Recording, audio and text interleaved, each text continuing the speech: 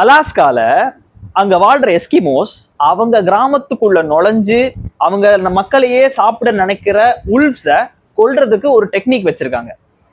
ஒரு நைஃப் எடுத்து அதை ரேசர் ஷார்ப் ஆக்கி நல்லா கூரா மாத்திட்டு அவங்க வேட்டையாடுற விலங்குகளுடைய ரத்தத்தை அதுல சிந்துவாங்களாமா. 1 லேயர் 2 லேயர் 3 லேயர்னு லேயரா அதை பண்ணிட்டு இந்த பனியில அது உறைஞ்சு போயிடும் அந்த ரத்தம். பண்ணிட்டு அந்த கத்தியோடைய ஹேண்டில் ஐஸ்ல பதிகிற மாதிரி நல்லா வச்சுட்டு அந்த ஷார்ப்பான எட்ஜ் மட்டும் வெளியே தெரிய மாதிரி பண்ணுவாங்களாம்.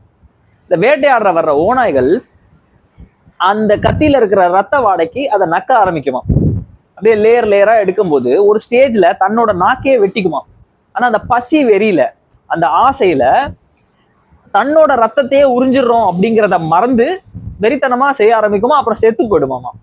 ஸோ இப்படிதான் அவங்க அந்த உல்ஃப்ஸ் எல்லாம் கொள்றாங்க. இது எதுக்காக சொல்லப்படுதுன்னா, நமக்கு இருக்கிற கெட்ட பழக்கங்கள், சில பேருக்கு சிகரெட் பிடிக்கிறது, குடிக்கிறது, லேசினஸ், ஒரு விஷயத்த தள்ளி போடுறது, போனோகிராஃபி, இந்த மாதிரி பல கெட்ட பழக்கங்கள் ஆரம்பத்துல நமக்கு நல்லது தர்றது மாதிரி ஒரு சுகத்தை தர மாதிரி இருந்தாலும் அது நம்மள நாமளே அழிச்சுக்கிற ஒரு விஷயம் அப்படிங்கிறதுக்கு தான் இந்த கருத்து சொல்லப்படுது. ஸோ உங்களுக்கு அந்த மாதிரி ஏதாவது ஒரு கெட்ட பழக்கம் இருக்குன்னா இந்த உதாரணத்தை ஞாபகம் வச்சுக்கோங்க.